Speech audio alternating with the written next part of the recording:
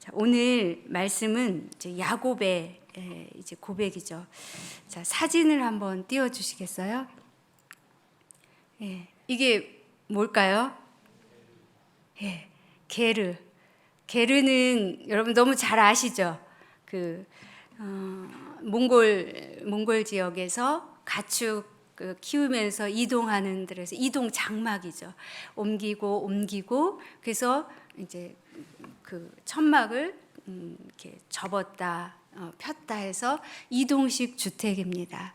근데 이 게르 너무나 우리가 잘 알고 있죠. 근데 성경에도 이 게르라는 말이 있습니다. 성경의 게르는 이 이동 천막이 아니라요, 나그네라는 뜻입니다. 그래서 구약 성경에서 가장 나그네하면 대표적인 다른 원어도 있지만 나그네하면 일반적으로 가장 많이 사용되는 말이 바로 이 게르입니다. 그래서 나그네, 외국인, 이방인, 외인, 객, 거류자, 거민 이렇게 표현을 하죠. 오늘 본문에 보면 이제 야곱이 자기 인생을 뭐라고 고백하죠? 9절에 내 나그네 길의 세월, 또 뒤에 보면 험악한 세월을 보내었나이다 이렇게 하겠죠. 여기서 나그네 길이 말하는 이제 게르의 삶이거든요. 내가 게르의 삶을 살았다고 고백을 합니다. 자, 게르라는 뜻은 구약에서 총 92회가 등장을 합니다.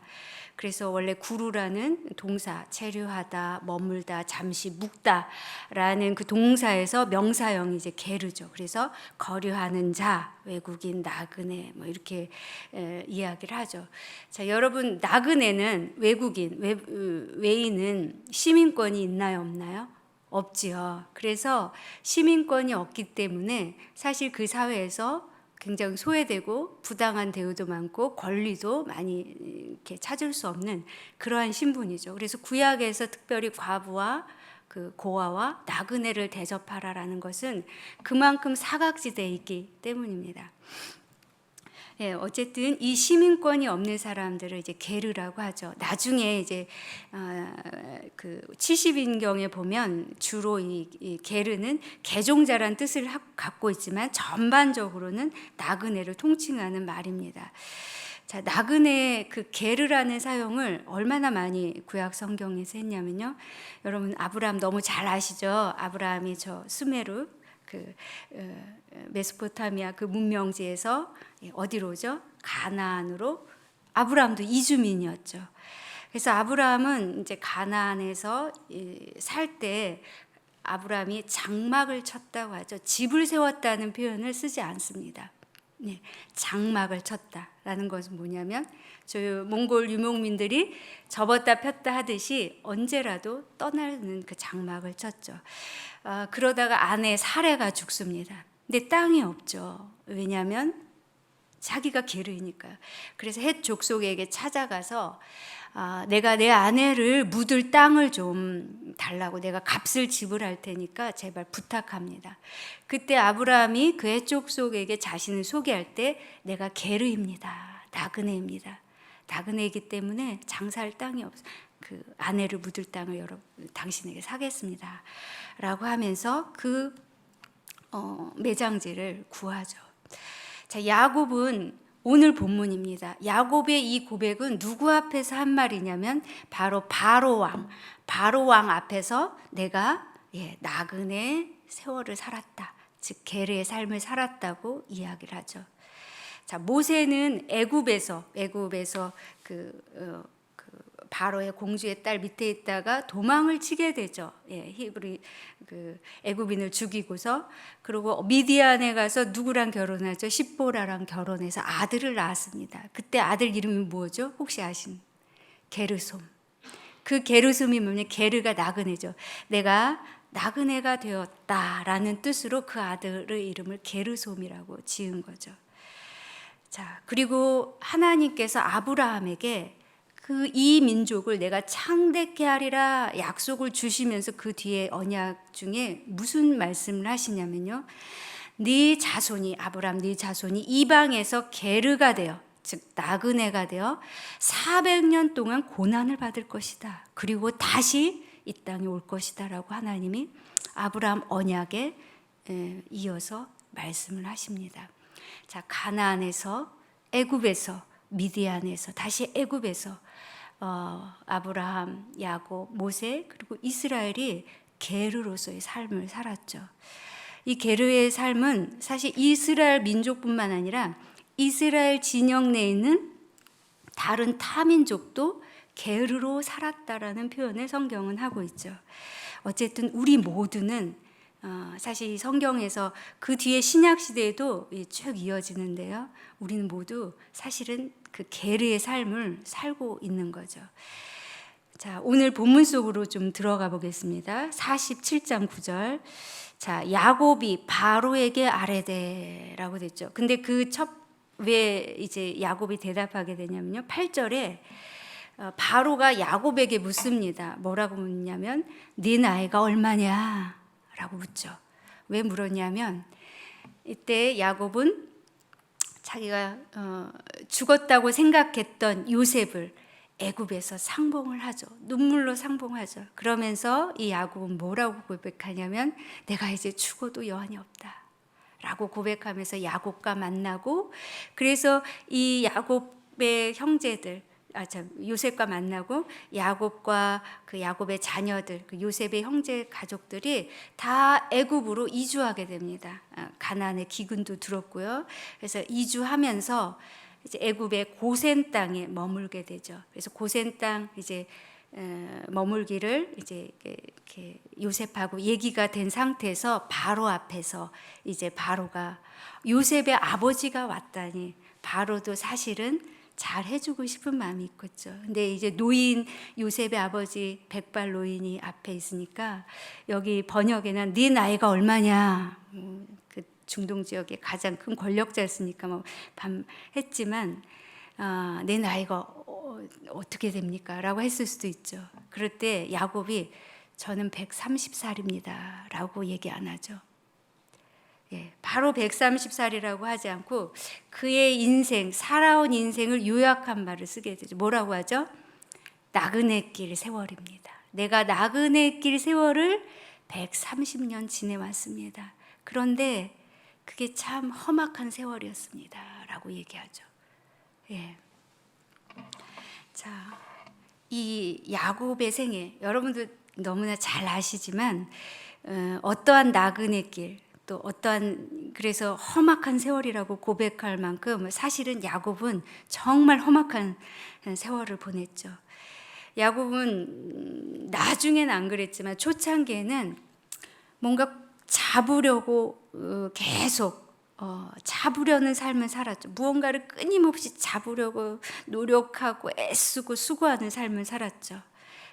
첫 번째 엄마 태 속에 있을 때 나올 때 자기 형 에서의 발 뒤꿈치를 자기가 장자야 되는데 그 아기가 그 형 에서의 발 뒤꿈치를 먼저 나오려고 딱 잡죠. 그래서 이제 이름이 발 뒤꿈치를 잡다라고 해서 야곱이라고 저 있습니다. 야곱의 뜻이 발 뒤꿈치를 잡다라는 뜻입니다.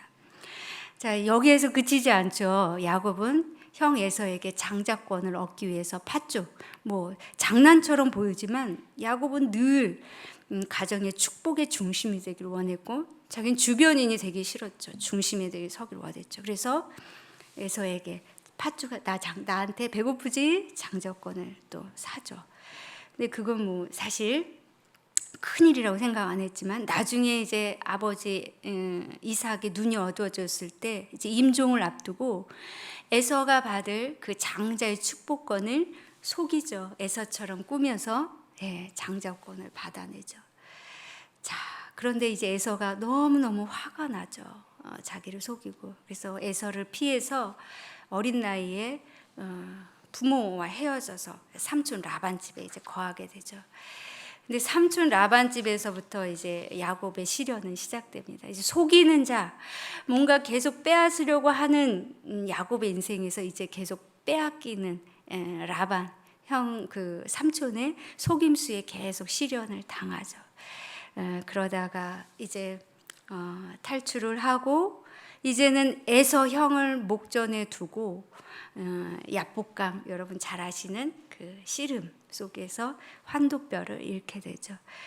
예, 그러다가 에서와 잘 화목하게 이제 화해를 하고 세겜에 이제 들어갔을 때 딸 디나가 강간을 당하고 아들들이 그것에 화나갖고 그 세겜 사람들을 다 모조리 죽이고 야곱은 또 피난길에 오르고 가나안에 이제 어쩌다 이제 잘 정착하려나 싶더니 요셉이 죽은 소식을 들었고 베냐민도 야곱 그 애굽의 볼모로 잡혀 있고, 자 이런 상태에서 이제 지금 이 모든 것이 해결되고 애굽 왕 앞에서 요셉도 만나고 베냐민도 살리고 온 가족이 고센 땅에 이제 머물 수 있는 그러한 상태에서 바로에게 이야기를 하는 장면이죠.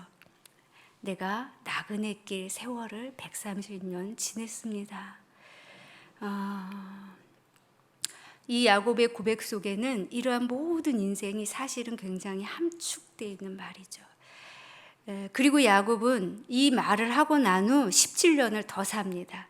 더 사는데 그가 마지막 임종 때 자신을 이 고센 땅, 애굽의 고센 땅에 묻지 말고 자신의 그 가나안, 아브라함에게 약속했던 그 가나안 땅에 묻어달라고 부탁했고, 예, 그 아브라함이 나 나그네니 무덤 좀 사게 해주십시오, 매장지를 사게 해주십시오 하는 그 막벨라 굴에 묻히게 됩니다. 한 사람의 인생이죠. 자, 여러분에게 만약에 누군가가 뭐 장로님, 네, 집사님, 우리 어린이도 있는데 우리 어린이 나이가 몇 살입니까? 묻는다면, 근데 그게 나이가 묻는, 때로는 그 나이를 묻는 게 아닐 수도 있죠. 당신이 살아온 세월은 어땠습니까? 라고 묻는 경우가 있죠. 우리 스스로에게도 물을 수 있고, 누군가가 이 직접적인 질문은 하지 않더라도 우리에게 이런 질문을 보낼 수가 있습니다. 자, 여러분은 그때 어떤 대답을 하시겠습니까? 예, 저 18살입니다.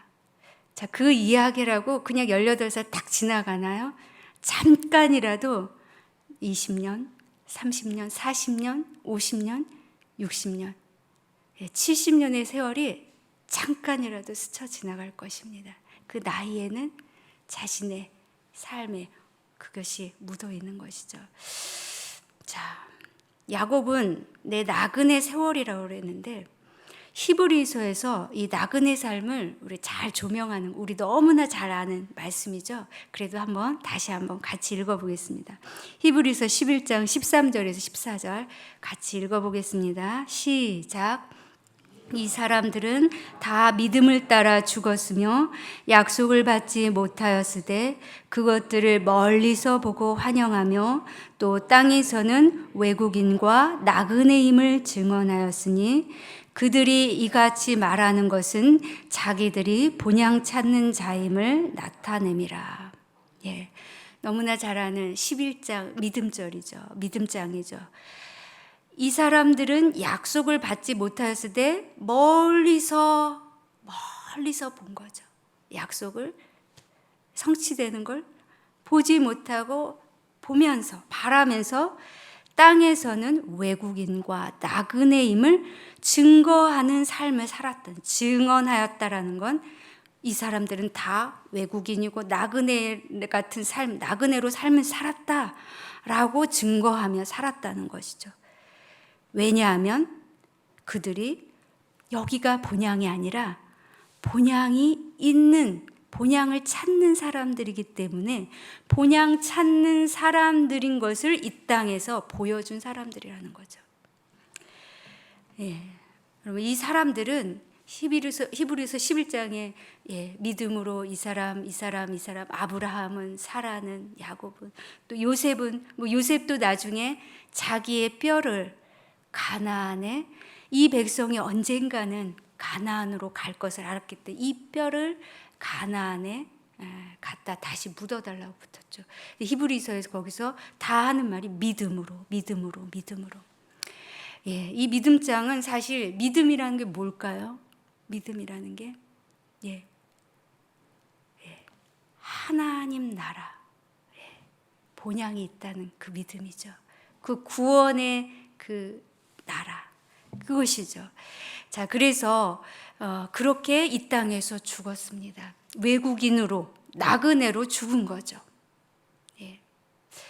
여러분, 고대 사회에서 외국인과 나그네로 죽는다는 그 죽음의 의미는 물론 지금도 쓸쓸하지만요, 고대 사회에서는 더 굉장히 외롭고 처참하다고 하긴 그렇고 굉장히 슬픈 죽음이었습니다.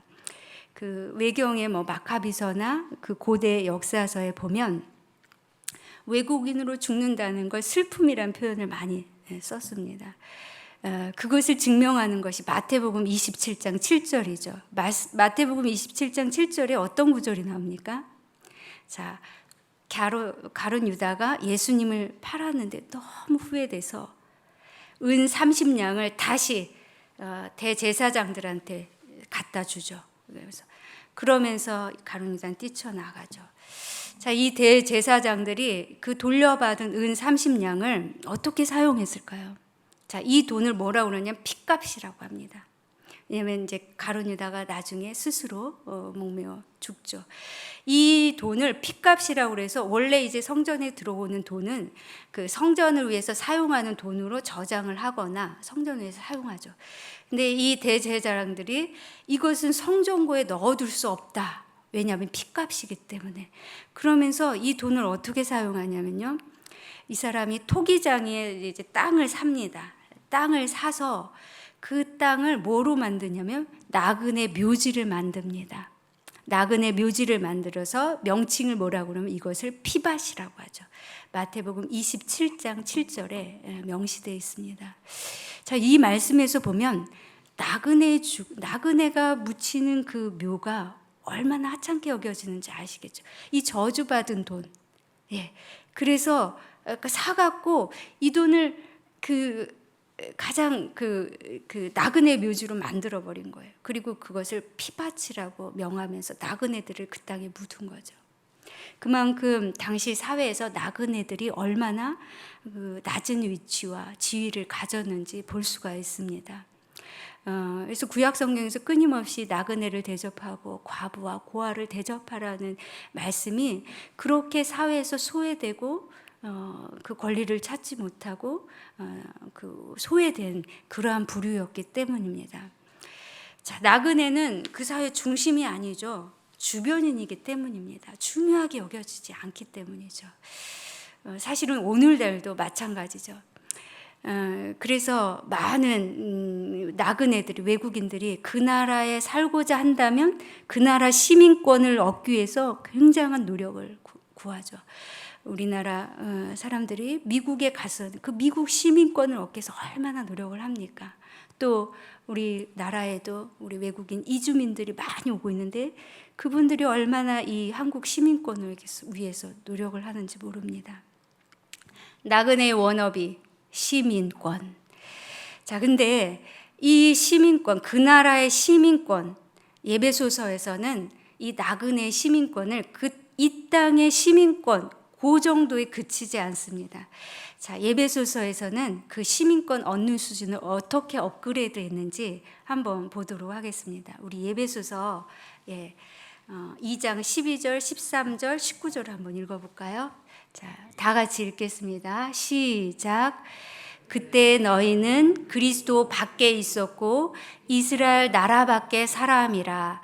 약속의 언약들에 대하여는 외인이요 세상에서 소망이 없고 하나님도 없는 자이더니 이제는 전에 멀리 있던 너희가 그리스도 예수 안에서 그리스도의 피로 가까워졌느니라.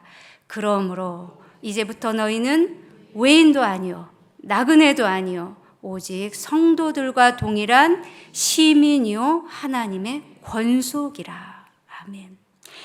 자, 이 에베소서 바울이 이 말씀을 하는 배경은 뭐냐면요, 예전에 성전은 이방인, 유대인과 비유대인을 엄격히 구별했죠. 그래서 비유대인은 성전의 일정 경계 구역을 정해 놓습니다.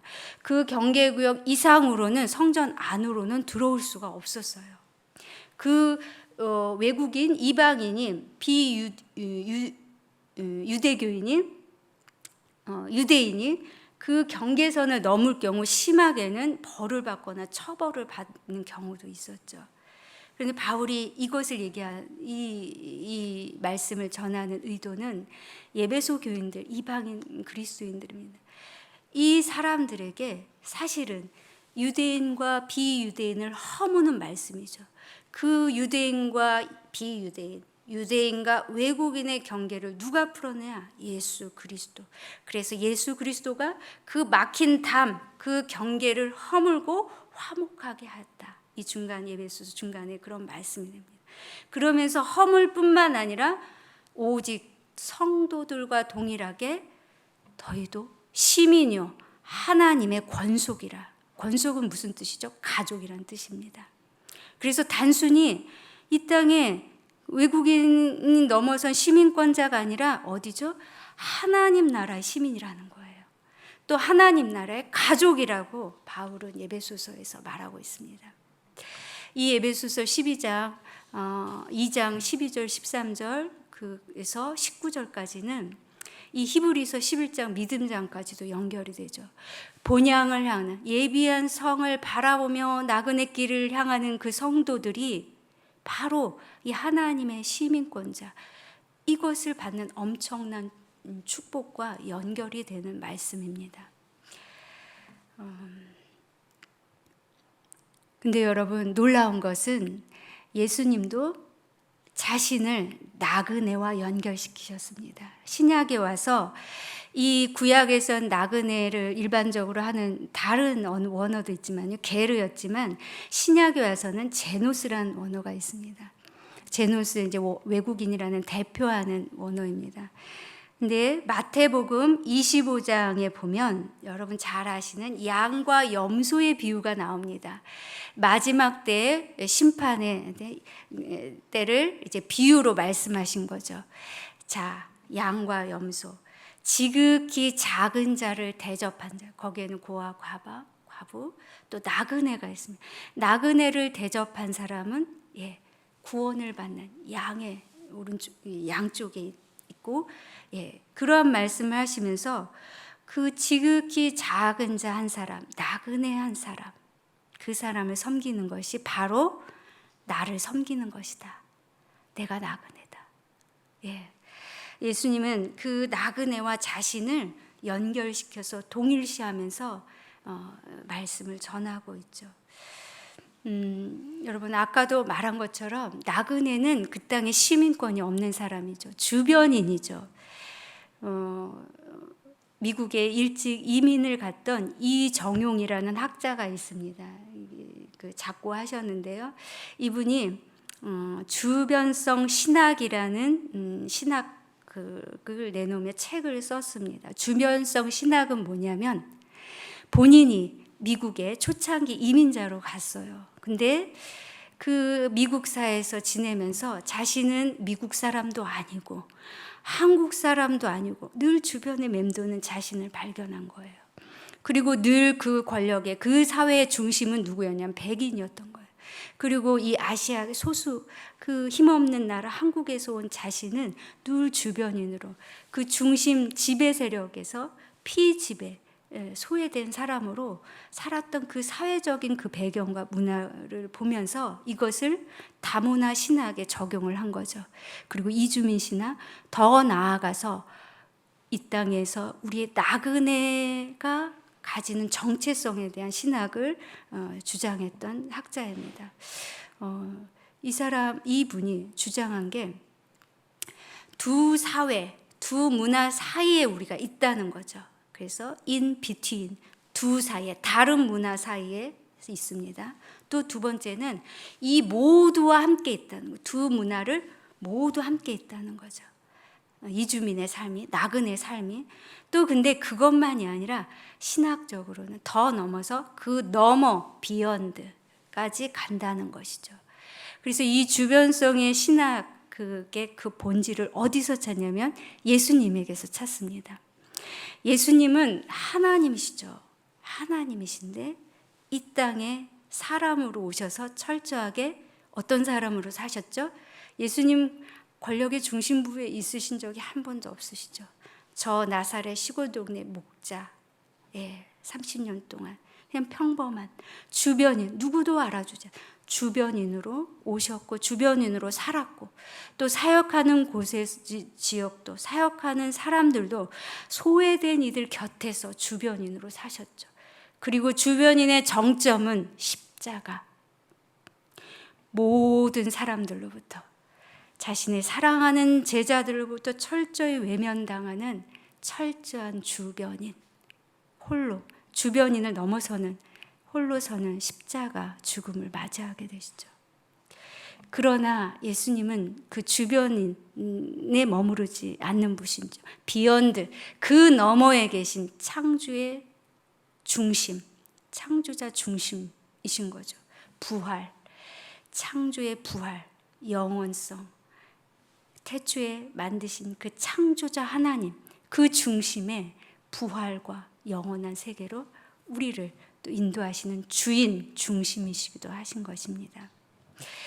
자, 성경의 역사, 우리가 구약 그 족장들 중심으로 게르의 삶을 잠깐 보았지만, 사실 면면이 이스라엘 역사, 또 신약의 역사, 사실은 신약을 넘어선 우리 삶도 사실은 이러한 이주민의 역사입니다. 우리가 지금 사는, 내가 사는 이 지역, 내가 사는 것도 사실은 하나님 앞에서 우리는 이주민으로 살아가는 거죠. 하나님이 주신 땅에서, 우리가 주인이 아니죠. 하나님이 주신 사람들 곁에서 살아가도록 우리를 이주민으로, 우리를 이 땅에 부르신 거죠. 자, 그런데 그래서 우리는 그 사이에 있습니다. 어떤 사이죠? 이 땅의 나그네, 또 하나님 나라의 시민권. 그러나 이 둘을 다 모두를 포함한 사람이죠. 그리고 그 너머 무엇이죠? 영원한 하나님 나라의 권속으로, 가족으로 살아가는 정체성을 가진 사람입니다. 말씀을 정리합니다. 야곱이 내 나이 130이요 하지 않고 나그네 길, 나그네 세월 130년입니다. 이 험난한 세월을 고백하며, 사실은 이 고백 속에 야곱이 그렇게 움켜잡으려고 했던 그 중심, 사실은 하나님의 은혜로 그 모든 것이 덮여지는 은혜가 있었죠. 은혜 없이 살 수 없는 것이 나그네 길입니다. 약자로 살고 권리가 없는 사람들이 나그네 삶이죠.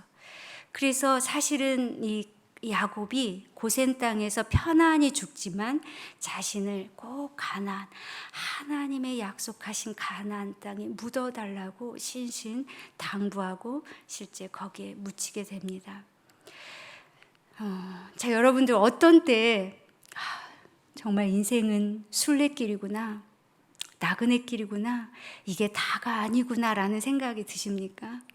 사실은 여러분들이 너무 일이 잘 될 때 이런 생각 안 드실 거예요.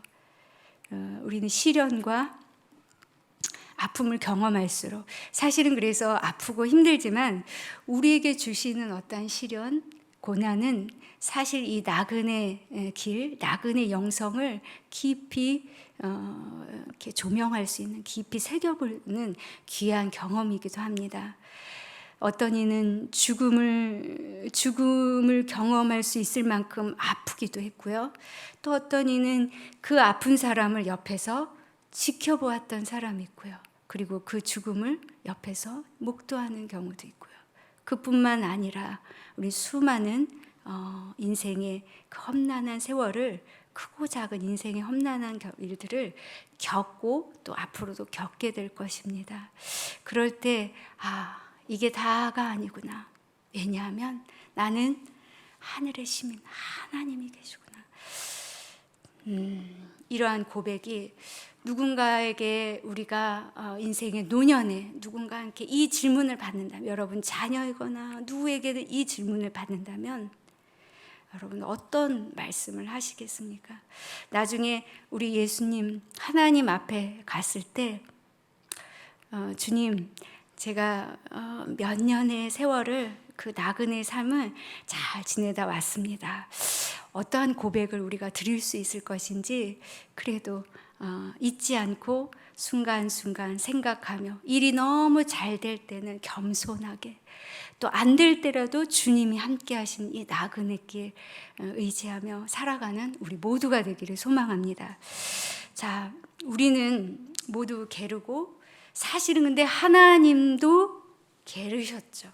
하나님이 이 땅에 나그네로 오셔서 우리와 함께 임마누엘, 함께 살다, 우리와 함께 계신다. 임마누엘 누구죠? 예수 그리스도도 우리와 나그네로 함께 살으셨고 지금도 우리와 함께 사시는 분이시기 때문에 우리는 이 땅에서 내가 주인이고 중심이 되어야 된다.